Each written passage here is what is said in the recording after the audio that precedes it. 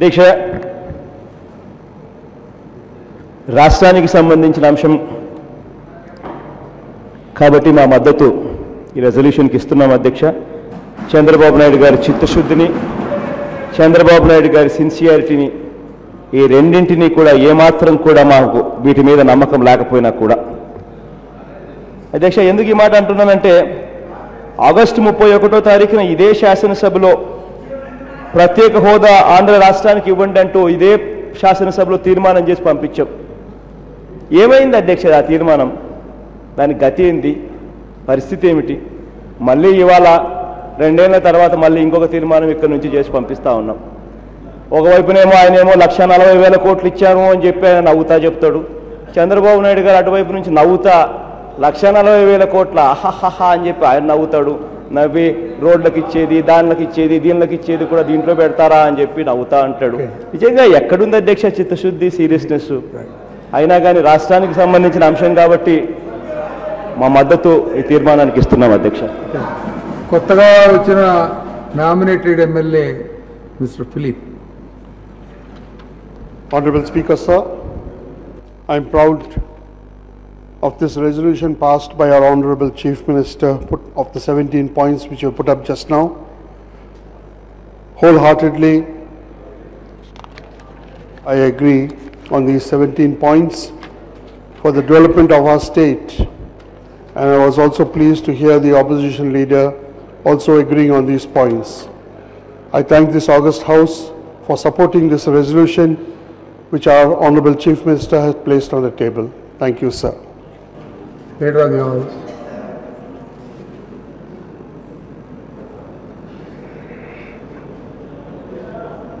అధ్యక్ష, మళ్ళీ ఒకసారి చాలామంది చాలా ఆలోచనలు ఇచ్చారు అధ్యక్ష, సూచనలు కూడా ఇచ్చారు. కొంతమంది నెగిటివ్గా కామెంట్లు కూడా చేశారు. మొట్టమొదటిసారి రాజేంద్ర రెడ్డి ఉండుకొని రీఆర్గనైజేషన్ అంటే పునర్విభజన కాదు పునర్వ్యవస్థీకరణ అని చెప్పి మాట్లాడారు. పేపర్లో 2 వాడుతున్నారని చెప్పి కూడా అంటున్నారు. మన ట్రాన్స్లేషన్ వాళ్ళు అది చేశారు. ఒకవేళ ఏదైనా మీరు చెప్పింది సబబుగా ఉంటే పెడతారు, లేకపోతే ఉంటే కరెక్ట్ చేయాలి కూడా కరెక్ట్ చేసుకుంటారు. కానీ 2 వాడుతారు. వాడుక భాషలో పునర్విభజన కూడా ఉందంటున్నారు. కాబట్టి దట్ దే విల్ ఎగ్జామిన్. అయితే దశ కొంతమంది ఇక్కడ మాట్లాడినప్పుడు ఏదో నాన్ సీరియస్గా చేస్తున్నారు అనే విధంగా కూడా మాట్లాడుతున్నారు. ఇది వాళ్ళకు ఆషామాషిగా ఉండొచ్చు, కానీ రాష్ట్ర ప్రజానికానికి ఇది మాత్రం జీవన్మరణ సమస్య. ఎందుకంటే దశ ఆ రోజు కూడా వీళ్ళు ఆడిన నాటకాలతో చాలా నాటకాలు ఆడారు. అవన్నీ నేను ఇప్పుడు చెప్పదలుచుకోలేదు, ఎందుకంటే ప్రజలకు అంత తెలుసు కాబట్టి. అయితే ఈరోజు ప్రజలు ఇబ్బందుల్లో ఉంటే నేను విష్ణుకుమార్ రాజు గారు చెప్పినప్పుడు చెప్పాను, ఇది కరెక్ట్ కాదు, కొన్ని డబ్బులు ఇచ్చారు, ఆ డబ్బులు వేరియస్ రూట్స్లో వచ్చాయి, అన్ని రాష్ట్రాలకు కూడా వచ్చాయి అని కూడా నేను చెప్పాను. దాన్ని వక్రీకరించి మాట్లాడడం కరెక్ట్ కాదు దిశ. దాన్ని నేను చాలా తీవ్రంగా ఖండిస్తున్నా, గర్హిస్తున్నా. ఇది మంచిది పద్ధతి కాదని కూడా విజ్ఞప్తి చేస్తున్నా. అదే మరిగా దిశ, నేను చాలా స్పష్టంగా మీకు అందరికీ తెలియని విషయాలు కూడా చాలా వరకు అనలైజ్ చేసి చెప్తున్నా. ఆ అనలైజేషన్లో ఏంటి, 2014-15లో మన ఆదాయం పర్ క్యాపిటా ఇన్కమ్, ఒక మనిషి ఎక్స్పెండిచర్ పెట్టాలన్నా ఆదాయాన్ని బట్టి మన ఖర్చులు పెడతాం. మనకు ఆదాయం తక్కువ ఉంటే ఖర్చులు తక్కువ ఉంటాయి. అదే మరిగా మళ్ళీ ఆదాయం కూడా రాదు. అందుకే నేను చెప్పి పేదరికం పర్ క్యాపిటా ఇన్కమ్తో అదే మరికి ఇన్క్లూజివ్ గ్రోత్ రేట్తో డివైడ్ అవుతుంది, వేరే విషయం. 95,689 రూపాయల మంది పర్ క్యాపిటల్ ఇన్కమ్. మళ్ళీ చెప్తున్నా, మీరందరూ గుర్తుపెట్టుకోవాల్సిన అవసరం ఉంది. తెలంగాణ బైఫర్కేషన్ అయిన తర్వాత ఆ రోజు జరిగిన అభివృద్ధికి కూడా హైదరాబాద్ కూడా తెలంగాణకు వచ్చింది. కాబట్టి తెలంగాణ ఆదాయం 1,29,182 రూపాయలు, తమిళనాడు 1,35,806, కర్ణాటక 1,30,897, కేరళ 1,38,390. అదే మరిగా దిశ, నేను ఇంకొక మాట కూడా చెప్పాను, స్ట్రక్చరల్ రిఫార్మ్స్ చెప్పాను. మన రాష్ట్రం ఇంకా డిసడ్వాంటేజ్ పొజిషన్లో ఉంటుంది.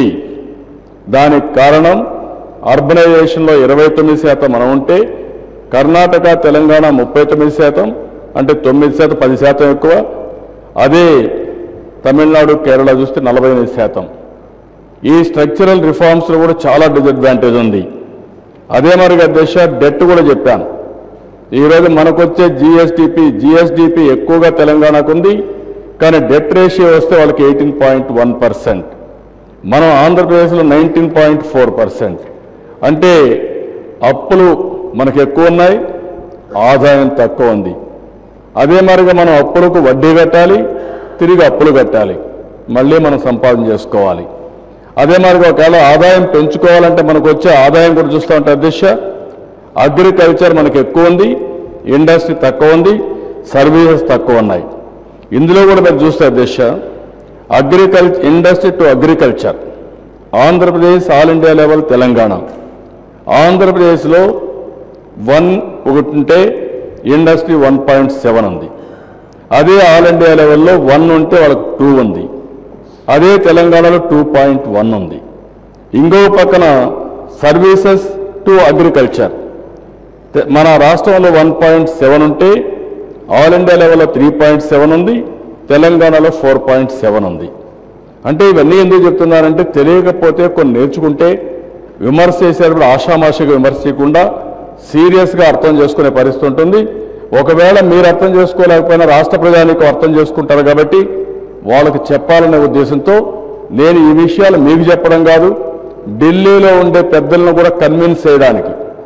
ఎందుకంటే వాళ్ళకు మామూలుగా మీకు అన్యాయం జరిగిందంటే వాళ్ళు నమ్మే పరిస్థితి ఉండదు కాబట్టి సైంటిఫిక్ ఇన్ఫర్మేషన్ కూడా ఇచ్చి అనలైజ్ చేసి ఇవన్నీ పెట్టి గంటల తరబడి దీనిపైన ఎక్సర్సైజ్ చేసి వాళ్ళ కన్విన్స్ చేయడానికి నేను ఎన్ని విధాల ప్రయత్నం చేస్తున్నానో అన్ని విధాల ప్రయత్నం చేస్తున్నాను.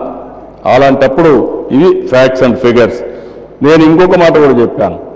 ఈరోజు మన పర్ క్యాపిటల్ ఇన్కమ్ పెంచుకున్నాం, ఏదైతే జిఎస్డిపి పెరిగింది, కానీ పెరిగింది ఎంత పెరిగింది? 10.99 పెరిగింది. వాళ్ళకు మనకంటే ఇన్ఫ్రాస్ట్రక్చర్ బెటర్గా ఉంది. ఒక రాజధాని ఉంది, ఫ్లైట్లు నేరుగా వస్తాయి, పనులు చూసుకొని ఇంటర్నేషనల్గా మళ్ళీ వెళ్తారు. మనకు మొన్నటి వరకు అమరావతి రాజధానిలో ఫ్లైట్లు కూడా దిగే పరిస్థితి లేదు. అలాంటిది ఈరోజు అక్కడ ఎయిర్పోర్ట్ ఏర్పాటు చేసుకోవాలి, ఇన్ఫ్రాస్ట్రక్చర్ ఏర్పాటు చేసుకోవాలి.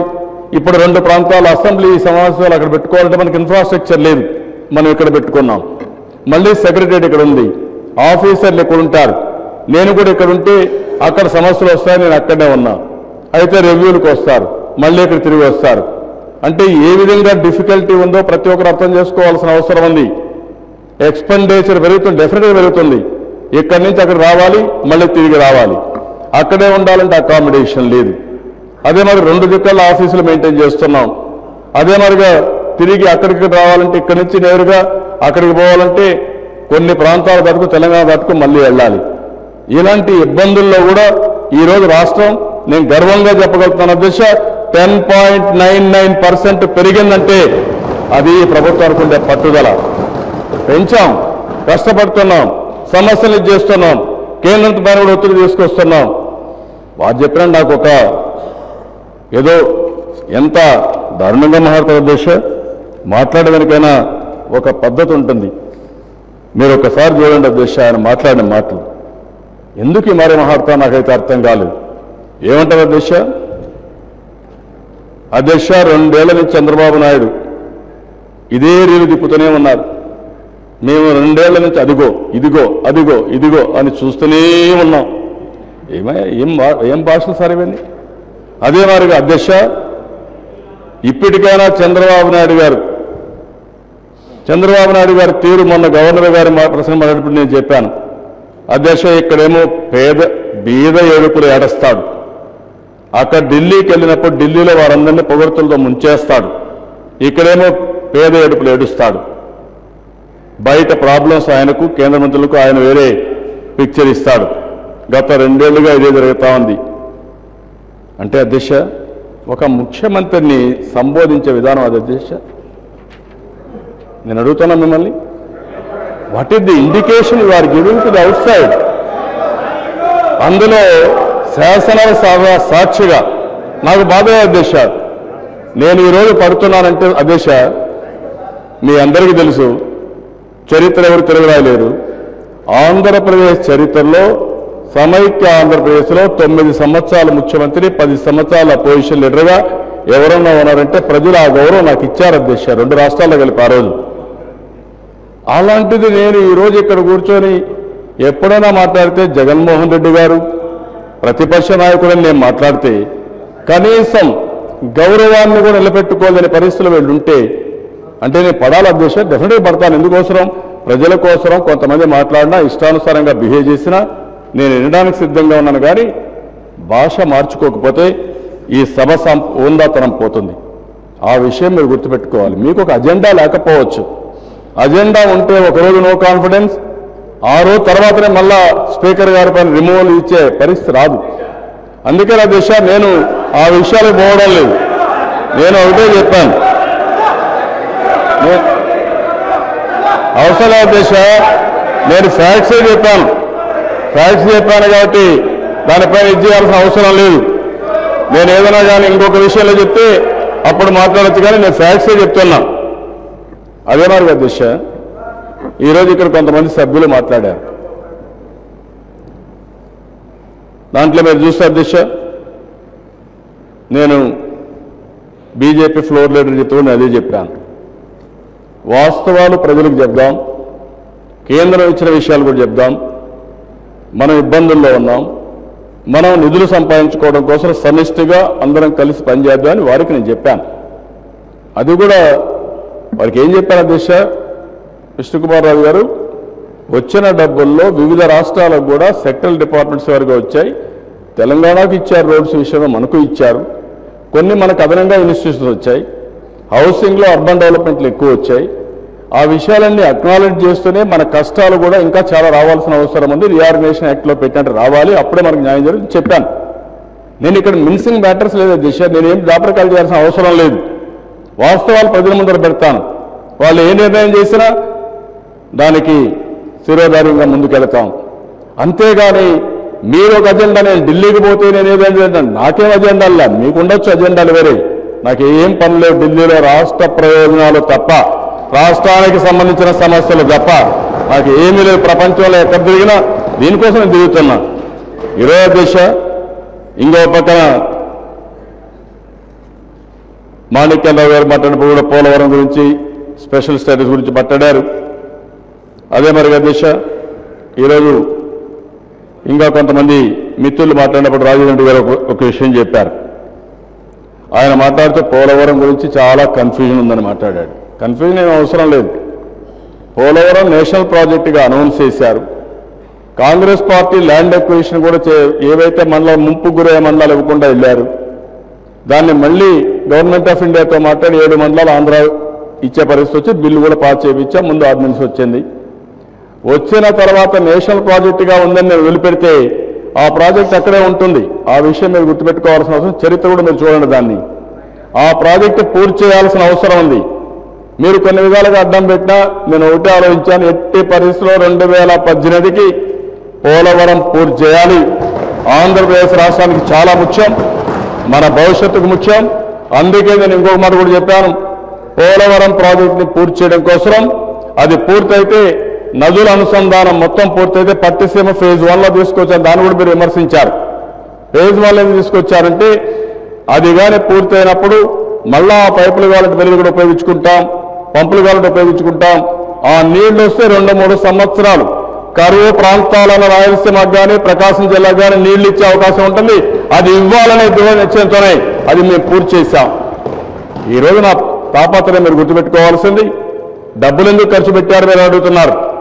నేను డబ్బులు ఖర్చు పెట్టకపోతే, కేంద్రంగా ఇవ్వకపోతే ఈరోజు ఒక పోలవరం అథారిటీ వేసిన ప్రాజెక్టు ముందుకు పోకపోతే మళ్ళా మీరు మమ్మల్ని ఇదే మరి మాట్లాడతారు. నేను అందుకనే కేంద్రంతో మాట్లాడాను. నేను డబ్బులు ఖర్చు పెడతాం, పోలవరం అథారిటీకి ఎప్పుడప్పుడు సబ్మిట్ చేస్తాం, మీరు రీఎంబర్స్మెంట్ ఇవ్వండి. కాదు, మేమే తీసుకుంటామని కేంద్ర ప్రభుత్వం చెప్పి 2018 పూర్తి చేస్తే ఈ క్షణంలో ఈ అసెంబ్లీ నుంచే కేంద్రానికి ఇవ్వడానికి సిద్ధంగా ఉన్నానని చెప్పి కూడా నేను మీకు తెలియజేస్తున్నా. అది మీకేం కన్ఫ్యూజన్ అవసరంలా. అది నేషనల్ ప్రాజెక్టు, దానికి డబ్బులు కేంద్రం ఇవ్వాలి. అదే సమయంలో పూర్తి కావాలి.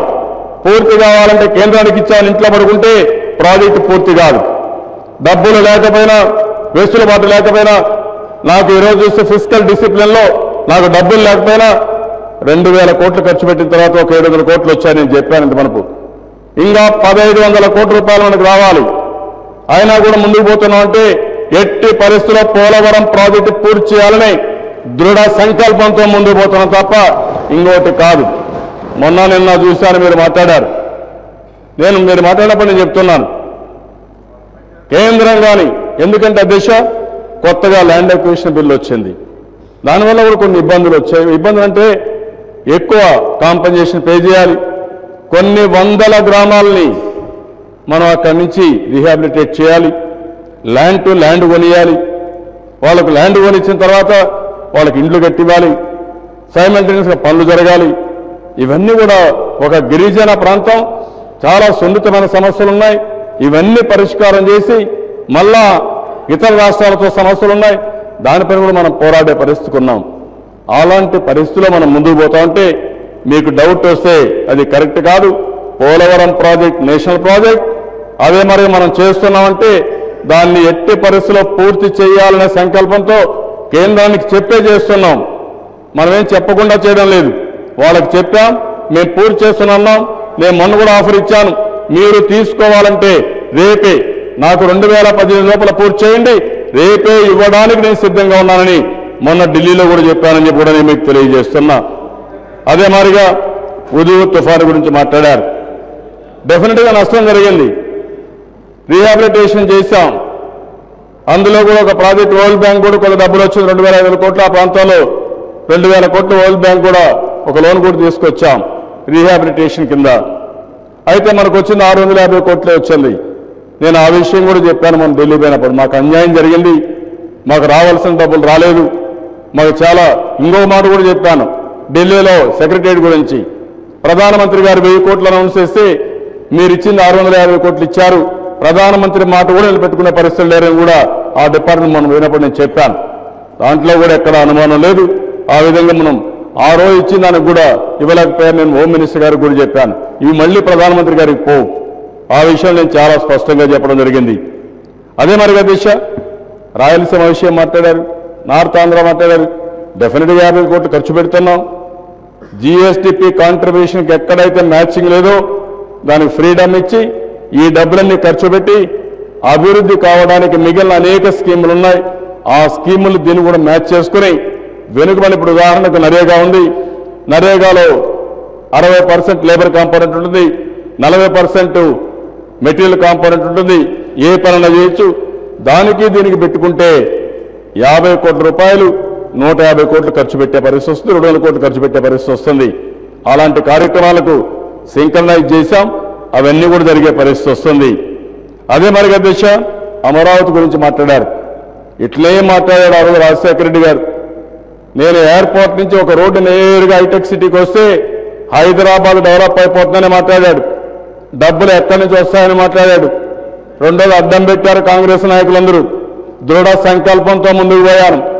ఆ రోజు డబ్బులు లేకపోయినా ₹1 రాష్ట్ర ఎక్స్చెక్కర్ నుంచి పెట్టకుండా ఇక్కడనే డబ్బులు సంపాదించి ఆ డబ్బుల వల్ల ఈరోజు తెలంగాణ అన్ని రాష్ట్రాలతో సమానంగా వచ్చిందంటే ఆ రోజు చూపించిన దూరదృష్టి తప్ప ఇంకోటి కాదు. ఈరోజు అదే సంకల్పంతో ఉన్నాం. మీరు బాధపడుతున్నారు. 34,000 ఎకరాలు రైతులు భూమిస్తే దాంట్లో అవినీతి జరిగిపోయింది మీరు మాట్లాడతారు. 1,00,000 కోట్ల అవినీతి అంటారు. కాబట్టి ఈ విషయాలు మీరు గుర్తుపెట్టుకోవాలి. డెఫినెట్గా ఖర్చు అవుతుంది, ఇన్ఫ్రాస్ట్రక్చర్ ఖర్చు అవుతుంది. దాన్ని ఏ విధంగా మొబిలైజ్ చేయాలి. అవసరమైతే అక్కడ నుండి ఆదాయం వస్తుంది. పెట్టుబడి పెట్టకపోతే ఆదాయం రాదు. కొన్ని ప్రైవేట్ పెట్టుబడులు వస్తాయి, అన్నీ మనం పెట్టక్కర్లేదు. కొన్ని ప్రైవేట్ పెట్టుబడులు వస్తాయి, కొంత ఇన్ఫ్రాస్ట్రక్చర్ మనం పెట్టుకుంటాం, దానిపైన వ్యాట్ వస్తుంది, దానిపైన ఆదాయం పెరుగుతుంది, తద్వారా ఎంప్లాయ్మెంట్ వస్తుంది. కొన్ని భూములు కూడా ఒక ట్రాన్స్పరెంట్ ప్రొసీజర్లో ఒకప్పుడు ఇచ్చాం. 1000 మందికి ఉద్యోగాలు ఇస్తే 1 ఎకరా ఇస్తా ఉన్నాం. మొత్తం ఐటీ కంపెనీస్ అన్నీ వచ్చాయి. ఆ విధంగా కన్సెషన్ ప్రైస్లో ల్యాండ్స్ ఇచ్చాం, కంపెనీలు వచ్చి పెట్టారు, ఆదాయం పెరిగే పరిస్థితి వచ్చింది. రేపు కూడా అలాంటివి ఇప్పటికే చాలా మంది ఎడ్యుకేషన్లో ఇండియాలో ఉండే బెస్ట్ యూనివర్సిటీస్ వస్తున్నాయి, హాస్పిటల్స్ వస్తున్నాయి. నిన్నే కింగ్ జార్జ్ హాస్పిటల్ అయితే ఇక్కడ హాస్పిటల్ పెట్టడానికి ఇండియాలో 11 హాస్పిటల్ పెడతా ఉంటే వాళ్ళు అమరావతిని రాజధాని చేసుకుని one of the best hospital పెడతామని ముందుకు వచ్చారు. అవన్నీ కూడా వర్కౌట్ చేస్తున్నాం. కాబట్టి ఈరోజు మనం గుర్తుపెట్టుకోవాల్సిన నాకు ఉండేది అది. నాకు ఒక విశ్వసనీయత ఉంది. ప్రపంచంలో ఉండే అందరూ నన్ను నమ్ముతున్నారు. నమ్మి ఆ రోజు పెట్టుబడులు పెట్టారు, ఇప్పుడు కూడా పెట్టుబడులు పెట్టడానికి వస్తున్నారు. దాన్ని మీరు ఏ విధంగా డ్యామేజ్ చేయాలో మీరు ఆలోచిస్తున్నారు. దయచేసి ఆ పని చేయొద్దండి. రాష్ట్ర ప్రయోజనాల కోసం చెప్తున్నాను. మాట్లాడితే సిబిఐ అంటారు, మాట్లాడితే విమర్శిస్తారు. వ్యక్తిగతంగా ఒకసారి మనసు చివుక్కుమంటుంది మీరు మాట్లాడే మాట్లాడినప్పుడు. అయినా కూడా ప్రజల ప్రయోజనాల కోసం, ఈ రాష్ట్ర ప్రయోజనాల కోసం మీరు తిట్టినా పడుతున్నానంటే అది రాష్ట్ర ప్రజల కోసం పడుతున్నాను తప్ప ఇంకోటి కాదు. ఆ విషయం మీరు గుర్తుపెట్టుకోవాల్సిన అవసరం ఉంది. అందుకనే అధ్యక్ష, ఈరోజు నేను మిమ్మల్ని అందరినీ ఒకటే కోరుతున్నాం. నాకు చాలా క్లియర్గా స్పష్టత ఉంది. కేంద్రం సహకారం అవసరం, కానీ కేంద్రంలో బిల్లు పెట్టారు. ఆ రోజు కూడా మీరు చూస్తే విధి లేని పరిస్థితులు, ప్రజల యొక్క రియాక్షన్ చూసిన తర్వాత, ఆంధ్రప్రదేశ్ చేయవలసిన నష్టం చేసిన తర్వాత బిల్లు కొన్ని పెట్టారు. నేను తమిళపై మాణిక్యాలరావు గారు చెప్పినట్టు కొన్ని పనులు అయితే బిల్లులో పెట్టి కనీసం ముంపుకు గురయ్యే గ్రామాలు కూడా ఆంధ్రప్రదేశ్లో ఇవ్వకుండా, చట్టంలో మార్పులు లేకుండా ఆ మండలాలు ఇవ్వకుండా పోయే పరిస్థితికి వచ్చారంటే బిల్లులో పెట్టిన నేషనల్ ప్రాజెక్ట్ అయినా ఈరోజు అమలై ఉండేది కాదు. అలాంటివి కూడా కొన్ని ఉన్నాయి. నిన్న కూడా కేంద్రంలో ఉండే అరుణ్ జైట్లీ గారు చెప్పారు, మేము బైఫర్కేషన్ యాక్ట్లో ఉండే అన్ని కూడా తూచా తప్పకుండా చేస్తామని హామీ ఇచ్చారు. నేను మళ్ళీ రిక్వెస్ట్ చేస్తున్నా, ఈ సభ ద్వారా కేంద్రాన్ని కోరుతున్నాం. మేము ఇబ్బందుల్లో ఉన్నాం, ప్రజల తరపున కోరుతున్నాం, ప్రజల తరపున డిమాండ్ చేస్తున్నా, ఆంధ్రప్రదేశ్ అసెంబ్లీ ద్వారా డిమాండ్ చేస్తున్నా, మీరు మమ్మల్ని ఆదుకోండి. ఇది మేము కోరుకున్న విభజన కాదు. ఈ విభజన వల్ల కోరుకోలేని దెబ్బతిన్నాం. మళ్ళీ మేము బయటపడాలంటే, అందరితో సమానంగా పైకి రావాలంటే ఏవైతే బైఫర్కేషన్ యాక్ట్లో చెప్పిన అన్ని చేయడమే కాకుండా అదనంగా కూడా చేయాల్సిన అవసరం ఉంది. మాకు ఇతర రాష్ట్రాలతో అంటే నైబరింగ్ స్టేట్స్ అన్నిటితో సరిహద్దుల్లో ఉండే అన్ని రాష్ట్రాలతో సమానంగా పైకొచ్చే వరకు కేంద్రం చేయూతనివ్వాలని మొదటి నుంచి డిమాండ్ చేస్తున్న దిశ, దానికే నేను కట్టుబడి ఉన్నా. అంతవరకు మీరు ఇవ్వండి, మేము కష్టపడతాం. మాకు కూడా తెలివితేటలున్నాయి, కష్టపడతాం. కష్టపడే మనస్తత్వం ఆంధ్రప్రదేశ్ రాష్ట్రంలో ఉంది. క్రియేటివ్గా పనిచేసే మనస్తత్వం ఉంది. మన వాళ్ళు ప్రపంచం అంతా పోయి ఉద్యోగాలు చేసుకుంటున్నారు. అలాంటి వారందరూ కూడా సహకరించే పరిస్థితి ఉన్నారు. అందుకే కేంద్రాన్ని మళ్ళీ నేను కోరేది, మేము కోరుకున్న విభజన కాదు. ఆ రోజు పాలకులు చేసిన పని, దానివల్ల మేము నష్టాల్లో ఉన్నాం, ఇబ్బందుల్లో ఉన్నాం. బైఫర్కేషన్లో చెప్పినటువంటి అన్ని చేస్తూనే, విభజన చట్టంలో ఏవి చెప్పాయో చేస్తూనే అదనంగా కూడా మాకు చేయూతనివ్వండి. మేము పైకి వచ్చే వరకు ఇవ్వాల్సిందిగా నేను కోరుకుంటూ, అదే మరి ఈ హౌస్లో ఉండే ప్రతి ఒక్కరిని కోరుతున్నాం. మీ రాజకీయాలు ఉంటే మీరు చేయండి, నేను బాధపడను. రాష్ట్ర ప్రయోజనాలు దెబ్బొచ్చే పరిస్థితి వస్తే మాత్రం మంచిది కాదు. ఎలాంటి లేనిపోయిన ఆరోపణలు చెప్పి రాష్ట్రానికి నష్టం చేయాలనో, లేకుంటే మీ మీద మీరు మాట్లాడే మాటని వెకిలి మాటలు మీరు మాట్లాడి మీ మీద నవ్వుతున్నామని చెప్పి మాట్లాడే పరిస్థితి వస్తున్నారు. ఇది మంచి పద్ధతి కాదు. సభ హుందాతనాన్ని కాపాడాలి. అందరం కలిసి ఈ చట్టంలో ఏవైతే పొందుపరిచారో అవన్నీ కూడా సాధించుకునే వరకు, రాష్ట్ర ప్రయోజనాలు కాపాడుకునే వరకు ప్రతి ఒక్కరూ మనస్ఫూర్తిగా అందరూ కూడా సహకరించాల్సిందిగా మరొకసారి కోరుకుంటూ, సహకరిస్తారని చెప్పి ఆశిస్తూ, నేను ప్రవేశపెట్టిన ఈ యొక్క రెజల్యూషన్ని అందరూ కూడా ఏకగ్రీవంగా ఆమోదించవలసిందిగా ప్రతి ఒక్కరిని కోరుకుంటూ సెలవు తీసుకుంటున్నాను. The government resolution moved by the Chief Minister is before the House. Those who are for the resolution, please say aye. Those who are against, please say no. Ayes have it. Ayes have it. The resolution is adopted. Now the House stands adjourned to meet tomorrow at 9 a.m.